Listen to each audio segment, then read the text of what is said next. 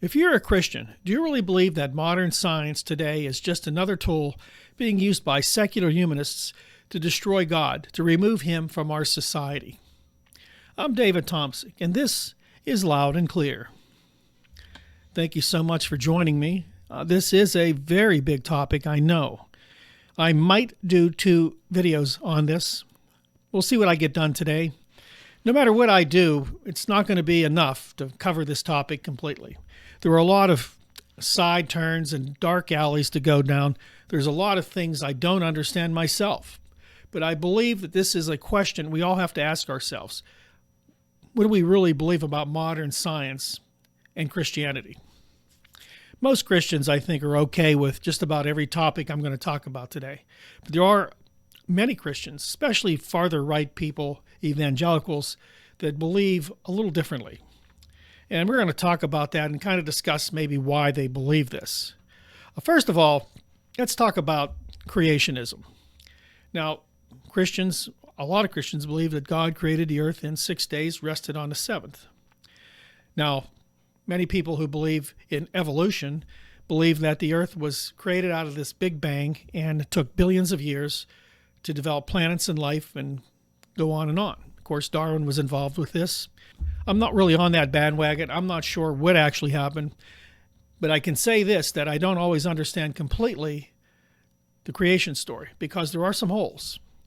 And we never want to fill them in. Doesn't mean it didn't happen.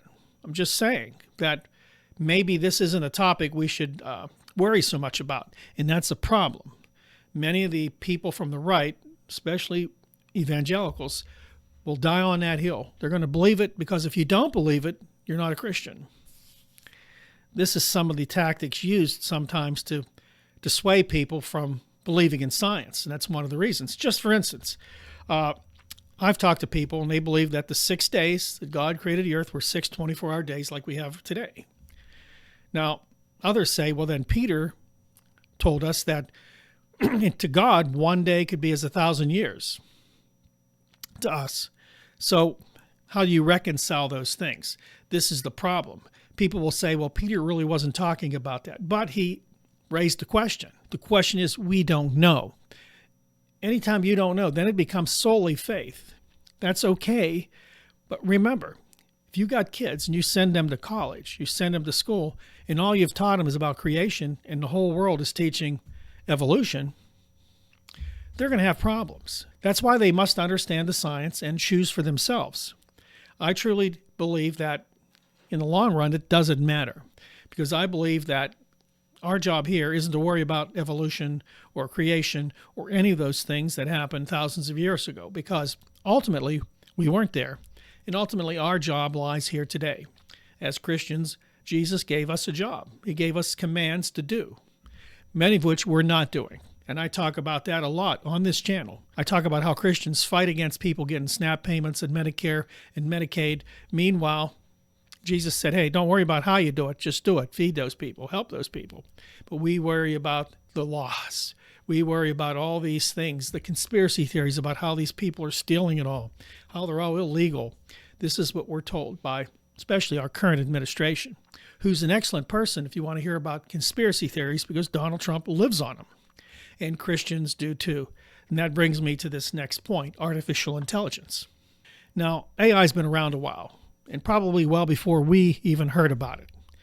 Now, many believe that AI will eventually take over the world, especially as presented on the Arnold Schwarzenegger movies Terminator. Quite a few films there. How the machines became aware and decided to make war against man.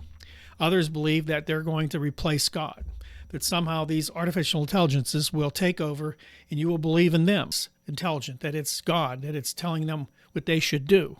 And then Christians hear that and they say, this is happening everywhere. It might only be a very small percentage of people that do that. But once again, we extrapolate that and say, well, it must be hundreds of thousands or millions. I'm not sure. But keep in mind, once again, it isn't the AI that's the problem. The problem is how we handle this new technology. Many big names like Bill Gates have warned us about artificial intelligence. And I think even Elon Musk has mentioned that. I'm not a fan of either, less a fan of Elon Musk. But what they say is prudent. It's something we should look at.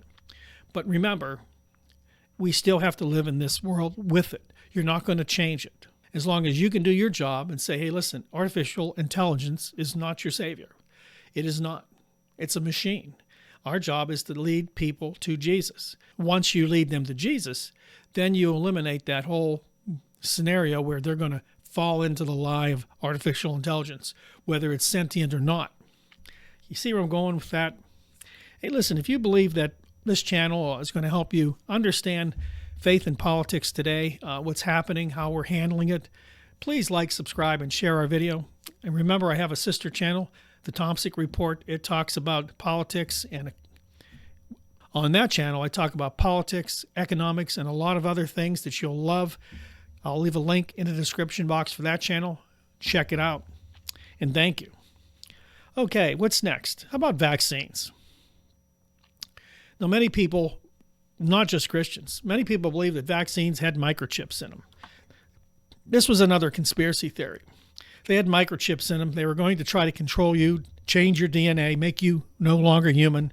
Now, many well-known Christian commentators said on air, said in their videos, that if you took that vaccine, you were damned forever.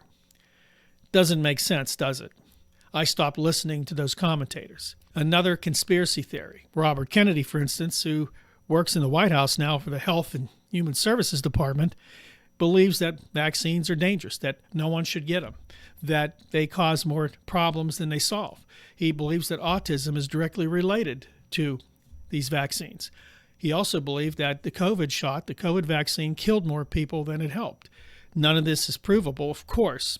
Many people are no longer letting their children get vaccines, such as smallpox.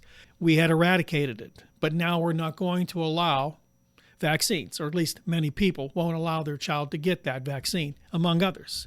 Now, granted, you have to put a lot of thought into which vaccines you want your kid to have, but there's definitely vaccines out there that they need to have, especially on diseases we once eradicated with vaccines. Once again, a complicated issue. I'm not siding with anybody here except that you must think it out for yourself and you must protect your child. And there's risks to everything. There's risks to taking a vaccine. You never know how you will react to it. That's true. I've taken a few vaccines. I have not taken others. But I weigh the bad against the good and make my decision. I'm going to say one more story here before I move on. Bigfoot. Now, I know you're saying, how did Bigfoot get on Loud and Clear, a channel about faith and culture? Okay, I have a third channel. It's called Nights Around the Fire, and there are 3 of us that are involved in that channel, and we talk about mysteries, legends, and myths. I'm going to leave a link in the description box for that channel as well. If you like that sort of thing, you'll love that channel. We talk about Bigfoot. We were at a conference, and I got up to talk about Bigfoot, my part of the presentation. A friend of ours, well-known friend, like her, love her to death. I want to say like her, I love her to death. Good person. She said, Bigfoot's a demon. I smiled, and I didn't say anything at first, and then I said, well, I disagree. She was a Christian, evangelical. And this is another problem I have. See, we're not talking about science sometimes when we talk about paranormal, right? Legends, mysteries, and myths. Except Bigfoot, of all the legends, mysteries, and myths, is a physical manifestation of some type of creature. A cryptid, as they call it. Flesh and blood. We don't believe, as people who research this and study it, that this is any kind of demonic entity. But see, Christians believe anything that they can't explain biblically is demonic. And sometimes that even can be explained biblically, can be demonic or influenced demonically. You can say that, yeah, demons exist. The Bible tells us, Jesus talked about that. He cast out demons, right? But we also have to be cautious that we don't believe everything is demonic, because then you get into a real problem with reality. Reality is flesh and blood, things that we know happen every day. Many people just can't get past the fact that if they can't explain it biblically, it doesn't exist. Sadly, mysteries, legends, and myths are just that. They're things that we can't explain. people have been talking about him for thousands of years. Definitely thousands of years. Do we all just want to write it all off and say we don't want to talk about that? That's my point. And that's the problem with this whole topic. Science is there to answer questions that we can't naturally answer without an investigation, without knowledge. Science uses the scientific method. We use tools to measure things. We use mathematics. We go into the field, archaeology, anthropology. We do studies on things to find out. For instance, many people who go out and look for Bigfoot, researchers, they look for physical evidence, footprints, hair samples. You name it, they're out there to try to scientifically prove this creature exists. My point here is that it's easy to write everything off. It's easy to say that challenges my faith. It's black or white. The problem is the world isn't black or white. The world has a lot of gray. Now, maybe you don't want to believe Bigfoot exists or UFOs exist. That's fine. But don't try to write it all off because you don't know. You never will know until somebody investigates it and proves it. Let them do it. And don't just call everything demonic. And that's one of the issues I have with many right-wing evangelicals. What I learned from all the churches I've went to, churches, and I say churches as a structure. What I learn when I go is that everybody has a different viewpoint of something. And the thing is, like I mentioned before, you're worried about all these other things. You're worried about labeling everything. Everything has to have a check mark by it, or you have to understand that it's either good or bad. As I mentioned, no gray. The thing is, humans have a lot of gray. There's a lot of gray. People are all over the board. People are all over the board in what they believe, what they know, what they say. As a Christian, you have to be flexible for what other people believe. You have to understand where they're at.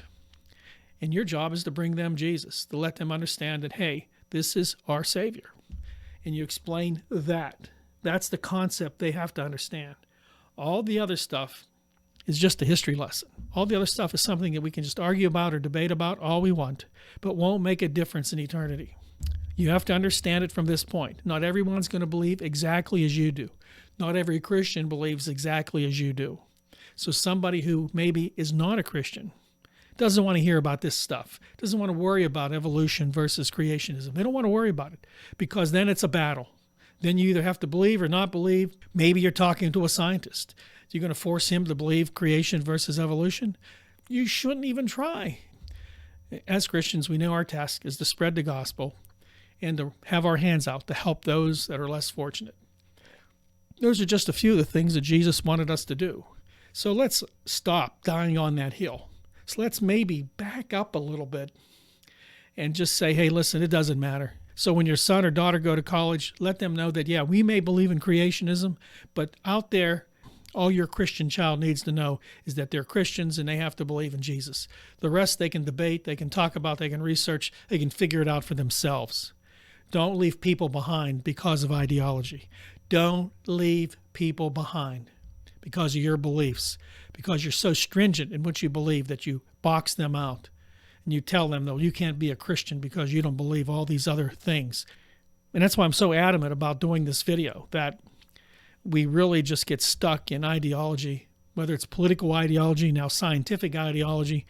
We believe things because people told us that if you don't believe what we believe, you're not going to be saved. If you don't believe what we're going to believe, you're going to hell. You have to believe all the things we believe, or you're just like the unwashed world out there. When you go and sit in front of Jesus, I'm not sure he's going to care that you believed in evolution versus creationism, even though that takes faith. He wants to know if you believed in him, and did you follow his commands? Many, many people are not. That's all the time I have. Thanks for watching. Don't forget to like, subscribe, and share our videos. I'm going to leave links in the description box for the David Tomsic Report and Nights Around the Fire, my other two video channels. In the meantime, love your neighbor as yourself, and I'll see you next time right here on Loud and Clear.